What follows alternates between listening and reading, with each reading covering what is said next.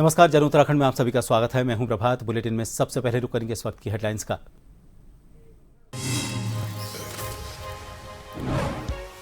PM Modi ने की विदेश से लौटे सांसदों से मुलाकात। सभी देशों से मिले रिस्पांस पर की चर्चा। प्रधानमंत्री को दी जानकारी। 7 डेलीगेशन ने 33 देशों में जाकर पाकिस्तान को किया था बेनकाब।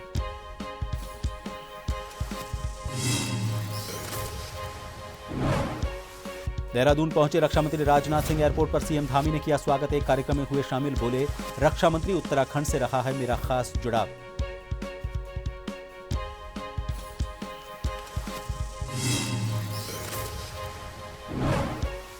मोदी सरकार के 11 साल पूरे होने पर सीएम और बीजेपी नेताओं की प्रेस कॉन्फ्रेंस। सीएम धामी ने गिनाई केंद्र सरकार की उपलब्धियां।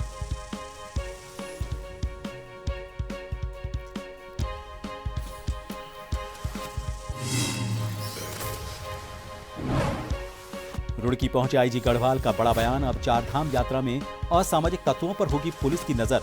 हुड़दंग मचाने वालों पर ऑपरेशन लगाम के तहत होगी कार्रवाई।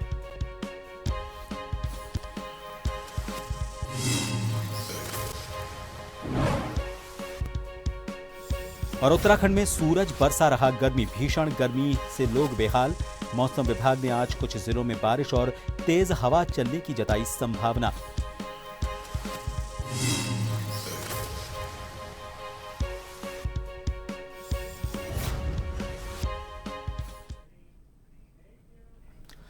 प्रधानमंत्री नरेंद्र मोदी ने मंगलवार शाम को मल्टी पार्टी डेलीगेशन के सदस्यों से मुलाकात की। इन्होंने ऑपरेशन सिंदूर के बाद पाकिस्तान के आतंकवाद के खिलाफ भारत के कड़े रुख को पेश करने के मकसद से वैश्विक राजधानियों का दौरा किया।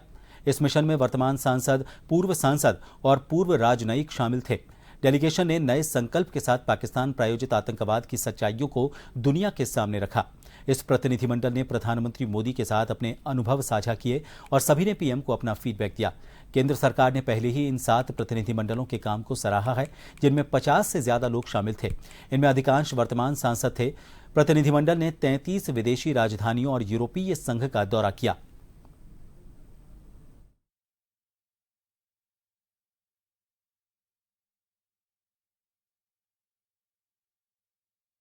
देश के रक्षा मंत्री राजनाथ सिंह और सीएम पुष्कर सिंह धामी एक कार्यक्रम में शामिल हुए। इस दौरान राजनाथ सिंह ने कहा कि उत्तराखंड से मेरा खास जुड़ाव रहा है।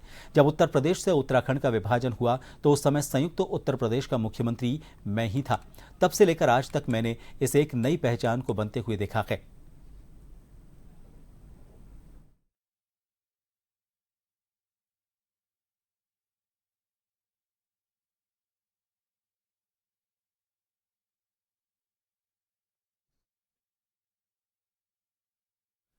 केंद्र सरकार के 11 वर्ष पूरे होने पर उत्तराखंड के मुख्यमंत्री पुष्कर सिंह धामी ने प्रेस कॉन्फ्रेंस कर केंद्र सरकार की उपलब्धियां गिनाई। उन्होंने प्रधानमंत्री नरेंद्र मोदी के नेतृत्व को भारत के सशक्तिकरण का आधार बताया और यह कहा कि पूरी दुनिया अब भारत का लोहा मान रही है।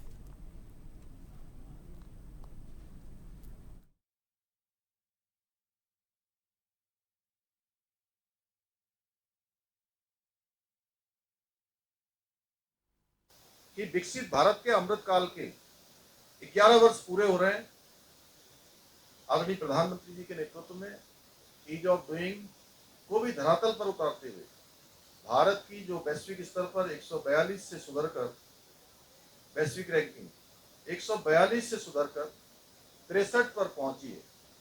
मध्यम वर्ग को राहत देना भाजपा सरकार की प्राथमिकता रही है। इसका प्रमाण है कि नई कर व्यवस्था में जो अभी सामान्य बजट हमारा प्रस्तुत हुआ था उसमें 12.75 लाख रुपए तक की आय को टैक्स में छूट दी गई है। मोदी सरकार ने इंफ्रास्ट्रक्चर को, विकास को एक नई रफ्तार दी है।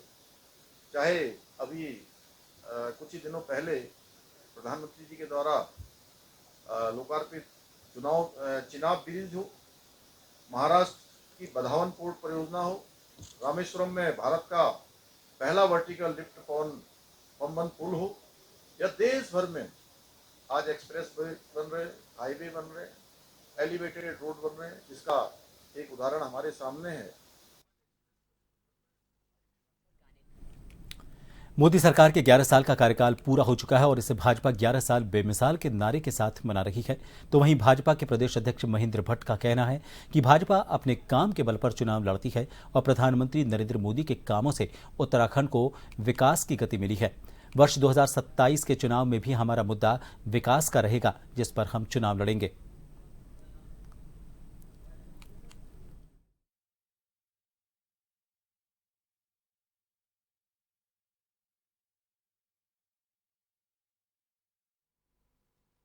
देखिए, भारतीय जनता पार्टी अपने कार्यों के बल पर ही चुनाव लड़ती है और हमने पिछले 11 वर्ष की उपलब्धियों में के आधार पर हमने चुनाव लड़े हैं।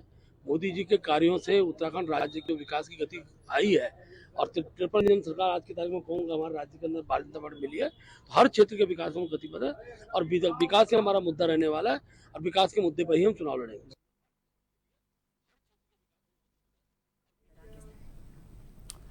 IG Garhwal Roorkee civil lines कोतवाली पहुंचे और यहां पर उन्होंने एसपी देहात और सीओ सहित कोतवाली प्रभारियों के साथ बैठक की। वहीं आईजी गढ़वाल ने कहा कि प्रदेश में चारधाम यात्रा अपने चरम पर चल रही है, साथ ही ग्रीष्मकालीन पर्यटकों की संख्या भी लगातार बढ़ रही है। उन्होंने कहा कि चारधाम यात्रा में आने के लिए सभी तीर्थयात्रियों का स्वागत है, लेकिन चारधाम यात्रा में कुछ ऐसे असामाजिक तत्व भी आ रहे हैं जिसको लेकर अब ऑपरेशन लगाम की शुरुआत की गई है। इसमें कोई भी असामाजिक तत्व हुड़दंग मचाएगा तो उसके खिलाफ कानूनी कार्रवाई की जाएगी।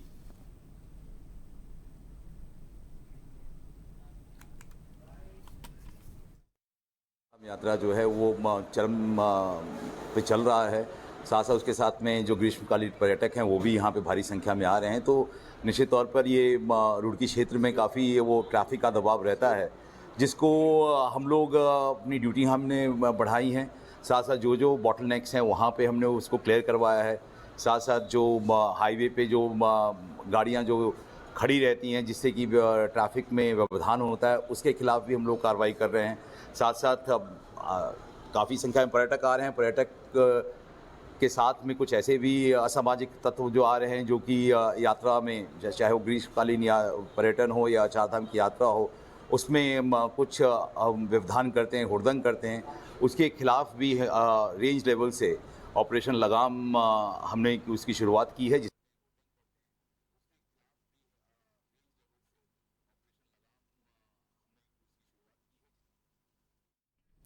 बाग से लीची तोड़ने को लेकर एक युवक की पेड़ से बांधकर पिटाई करने का एक वीडियो सामने आया है। वीडियो में युवक पेड़ से बंधा है और कुछ लोग युवक को गालियां देते नजर आ रहे हैं और उसकी पिटाई कर रहे हैं। वीडियो मंगलौर क्षेत्र का ही बताया जा रहा है। इस घटना को लेकर दो पक्षों में विवाद हो गया, जिसमें एक युवक घायल भी हुआ। दोनों पक्षों ने पुलिस में तहरीर दे दी है। पुलिस कार्रवाई में जुट गई है और मामले की छानबीन कर रही है।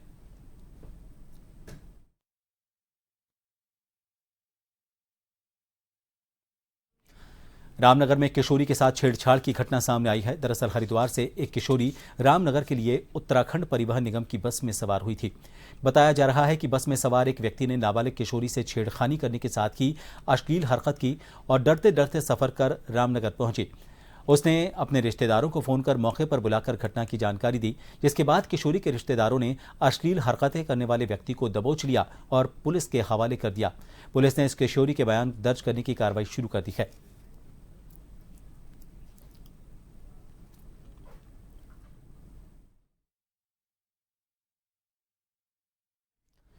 रुड़की के भगवानपुर ब्लॉक में कल हुए हंगामे के बाद भाजपा नेता और राज्य मंत्री देसराज कर्णवाल ने भगवानपुर के खानपुर स्थित अपने कार्यालय पर एक प्रेस वार्ता कर भगवानपुर ब्लॉक में हुए हंगामे को लेकर अपनी सफाई दी। कहा कि कांग्रेस विधायक ममता राकेश पर अपनी सगी भतीजी को बहलाने फुसलाने का आरोप लगाते हुए कहा कि कांग्रेस विधायक उनकी भतीजी से अनैतिक काम करा रही हैं। उन्होंने कहा कि उनकी भतीजी करुणा कर्णवाल नासमझ है, जिसे बहका फुसलाकर उनके खिलाफ, सरकार के खिलाफ अनाप शनाप बुलवाकर उनका भविष्य खराब करने में लगी हुई है।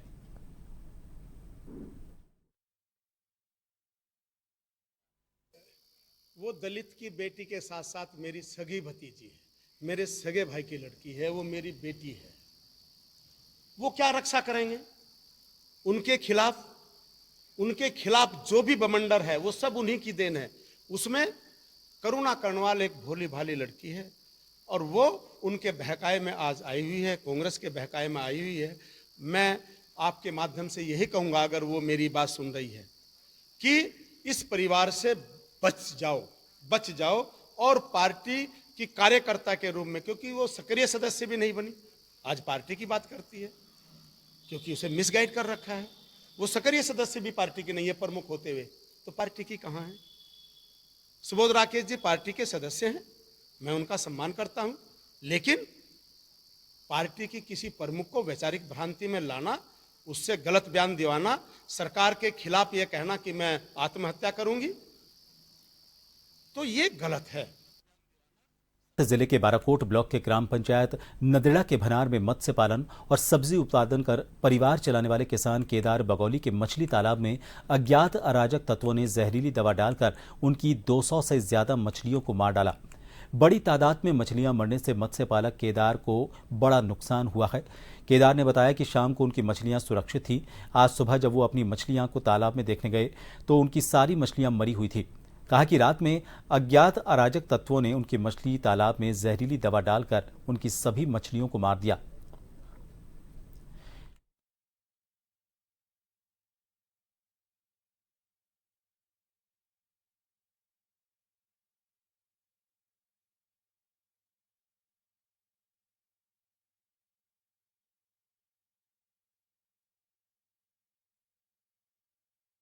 सात जून को गैस गोदाम के पास एक युवक पर कुछ युवकों ने जान से मारने की नीयत से तमंचे से फायर कर उसे गंभीर रूप से घायल कर दिया था।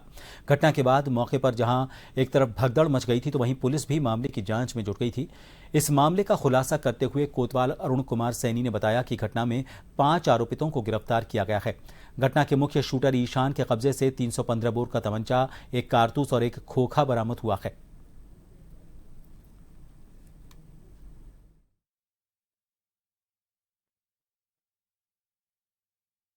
देखिए, थाना रामनगर में 4 दिन पूर्व एक मुकुलारे को गोली मारकर घायल कर दिया था। जान से मारने की नीयत से फायर किया गया था। इसमें पीड़ित परिवार की तरफ से एक एफआईआर दर्ज हुई थी, जिसमें 5 लोग नामजद तथा 12-13 अज्ञात के विरुद्ध पंजीकृत किया गया था। उक्त घटना में शामिल जो मुख्य शूटर है जिसने फायर किया था, उस सहित 5 लोगों को आज गिरफ्तार कर लिया गया है। इनको माननीय न्यायालय पेश किया जा रहा है। सर, अभी कुछ फरारी भी है इसमें? अभी जो अन्य इस वारदात में शामिल हैं उनके विरुद्ध विवेचना प्रचलित है। शीघ्र ही उनको भी गिरफ्तार किया जाएगा। चंपावत जिले में सिखों के प्रसिद्ध तीर्थ स्थल रीठा साहिब में 3 दिनी जोड़ मेला चल रहा है। जोड़ मेले में देश के कोने कोने और विदेश से हजारों की संख्या में सिख तीर्थ यात्री रीठा साहिब पहुंचकर गुरुद्वारा साहिब के दर्शन कर रहे हैं। तीर्थयात्रियों की सुविधा के लिए रास्ते में जगह जगह लंगर लगाए गए हैं। लोहाघाट के खूनाबोरा में बिलासपुर जिला रामपुर उत्तर प्रदेश की संगत के द्वारा लंगर लगाया गया है। यहां पर रीठा साहिब आने जाने वाले तीर्थयात्रियों के लिए चाय, पानी और नाश्ते की व्यवस्था की गई है। सिख संगत के युवा विक्की मलवई गगन चीमा ने बताया कि बिलासपुर की सिख संगत के द्वारा आपसी सहयोग से हर साल रीठा साहिब जोड़ मेले में आने वाले यात्रियों के लिए लंगर लगाया जाता है।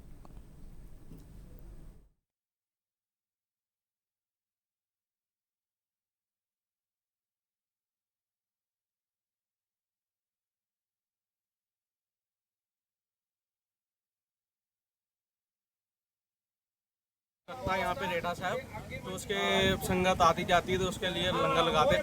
चाय का और पकौड़े का लंगर लगता है हर साल। यूपी बाई वाले बिलासपुर से, रामपुर डिस्ट्रिक्ट, बिलासपुर तहसील।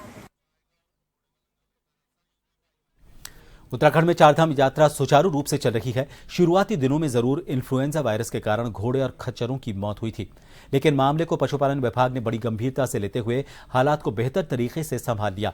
पशुपालन और रुद्रप्रयाग के प्रभारी मंत्री सौरभ बहुगुणा ने बताया कि सरकार की प्राथमिकता देश विदेश से आ रहे श्रद्धालुओं को बेहतर व्यवस्था देना है, जिसके तहत यात्रा सुगम बनाने के लिए प्रयास किए गए हैं। घोड़े खच्चर केदारनाथ यात्रा के महत्वपूर्ण अंग हैं। अगर ये बीमारी ज्यादा फैलती तो इसका नुकसान यात्रा पर पड़ता, लेकिन पशुपालन विभाग की सतर्कता के कारण बीमारी को समय से पहले ही रोक दिया गया।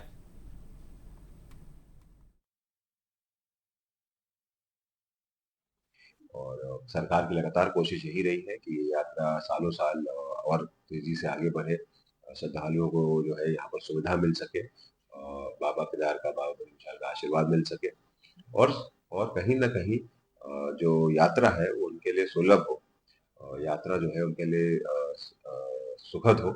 इसके लिए सरकार हमेशा कोशिश करती है। कुछ समस्या जरूर आई थी, जैसा आपने बोला कि घोड़े खच्चरों में एक इन्फ्लुएंजा की बीमारी फैली, वो भी हमको पता है इसलिए चला क्योंकि सरकार सतर्क थी।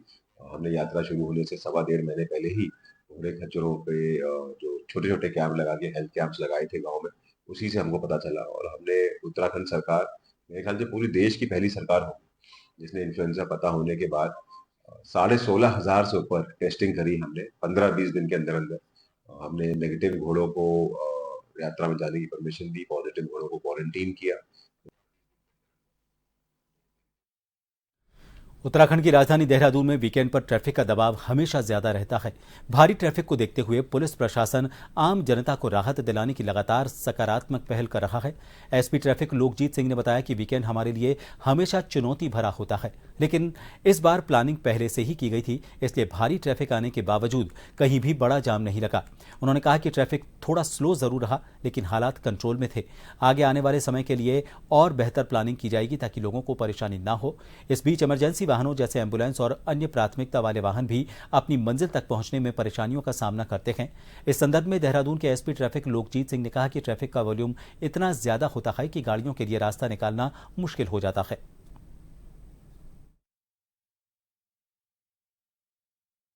वीकेंड्स तो हमेशा पुलिस के लिए काफ़ी टफ रहते हैं, तो इसकी तैयारी हमने पूर्व से कर रखी थी और इसी वजह से इतने ज़्यादा जो ट्रैफिक का वॉल्यूम आया था उसको हम लोग निकाल पाने में सक्षम रहे। कहीं भी ऐसा बड़ा जाम नहीं लगा, लेकिन स्लो ट्रैफिक ज़रूर रहा क्योंकि यहाँ सारे बोटलनेक्स हैं और ट्रैफिक का वॉल्यूम बहुत ज़्यादा आया था। तो लेकिन उसके बावजूद सारे ट्रैफिक प्लान्स हमने एक्टिवेट किए, सारे पुलिस फोर्स को लगातार ड्यूटी पे रखा और उनको चेक करते रहे, तो इसकी वजह से कहीं लंबा जाम लगने की सूचना नहीं आई। लेकिन स्लो ट्रैफिक है, ये बात माननी होगी और भविष्य के लिए इसके लिए हमें और अच्छी प्लानिंग करनी होगी। सोमेश्वर अल्मोड़ा जिले के सोमेश्वर विधानसभा में उत्तराखंड के पूर्व मुख्यमंत्री हरीश रावत के नेतृत्व में गुरुड़ा सरस्वती शिशु मंदिर से सोमेश्वर बाजार सहित चनौदा स्वतंत्रता संग्राम सेनानी स्मारक तक भव्य तिरंगा जय हिंद यात्रा निकाली गई। तिरंगा यात्रा में कांग्रेस कार्यकर्ताओं और पदाधिकारियों ने प्रदेश की धामी सरकार के खिलाफ जमकर नारेबाजी की। वहीं पूर्व मुख्यमंत्री हरीश रावत सहित अन्य कांग्रेस कार्यकर्ताओं ने स्वतंत्रता संग्राम सेनानी को पुष्पांजलि अर्पित कर वीर शहीदों को याद किया, उनके परिजन को शॉल उड़ाकर सम्मानित किया। पूर्व मुख्यमंत्री हरीश रावत ने कहा कि कांग्रेस ने जय हिंद अभियान चलाया है।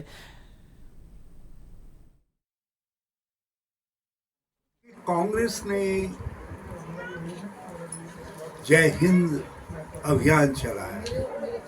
जय हिंद में देश के स्वतंत्रता संग्राम के वो सब इनकलाबी गुण सम्मिलित है, विशेषताएं सम्मिलित हैं, जिस पर हमारा भारतीय लोकतंत्र संवैधानिक तंत्र खड़ा है। और हम सबको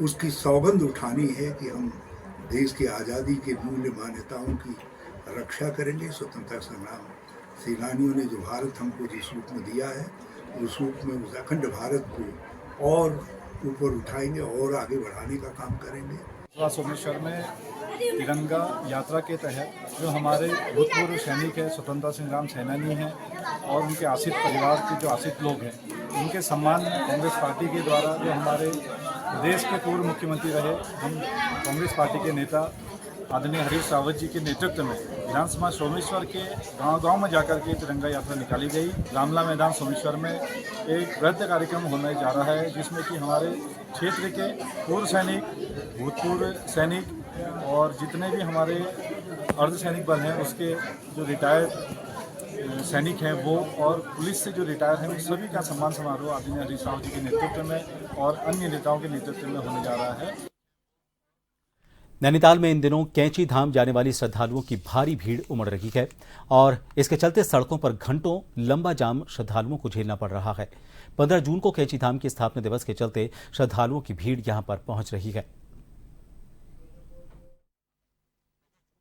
उत्तराखंड के नैनीताल में इन दिनों गाड़ियों की कतार लगी है। भारी संख्या में श्रद्धालु कैंची धाम में प्रतिष्ठा दिवस मनाने जा रहे हैं। नतीजा यह है कि नैनीताल से मंदिर जाने वाली सड़क पर तिल रखने की भी जगह नहीं। सोमवार को भी यही हालत थी। इस रूट पर कई किलोमीटर तक गाड़ियों की कतार लगी रही। यहां देश भर से श्रद्धालु आ रहे हैं। मंदिर में जाने के लिए भी उन्हें घंटों इंतजार करना पड़ रहा है। आते हुए सबसे पहले तो हमें इतने जाम में फंस गए, हमको 1 से 2 घंटा लगा जब हम आए, और अभी हमें गाड़ी बिल्कुल पीछे पार्क करके आनी पड़ी, वहां से हम घूम के पूरा पैदल आए हैं इधर। जाम तो हम सुबह 8 बजे देहरादून से 50 किलोमीटर पीछे। अभी तक हम यहाँ पहुंचने में हमारे को करीबन 2 घंटे लग गए। कैंची धाम पहुंचने में 2 घंटे लग गए। बहुत ज्यादा जाम था। पुलिस के मुताबिक श्रद्धालुओं और छुट्टियां मनाने आए सैलानियों को देखते हुए ट्रैफिक की खास व्यवस्था की गई है। निजी गाड़ियों की संख्या कम करने के लिए विशेष बस सेवा चलाई जा रही है।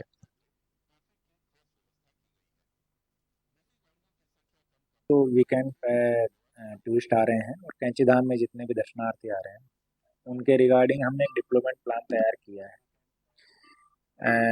ऐसे जगह जहाँ पे ट्रैफिक कंजेशन की इश्यू आ रहे थे वहाँ पर हमने एक्स्ट्रा फोर्स का डिप्लोमेंट किया है। कैंची धाम के लिए, नैनीताल शहर के लिए, दोनों के लिए हमने कैंची से और नैनीताल से शटल सर्विसेज जो है वो उनका आवागमन करवा रहे हैं। इसके साथ ही अब चूंकि कैंची में आने वाले श्रद्धालुओं की संख्या बढ़ रही है तो भीमताल से भी शटल सर्विसेज हमारी शुरू हो रही है। प्रशासन के मुताबिक आने वाले दिनों में श्रद्धालुओं की भीड़ और बढ़ेगी। नीम करोली बाबा को समर्पित कैंची धाम का प्रतिष्ठा दिवस 15 जून को है।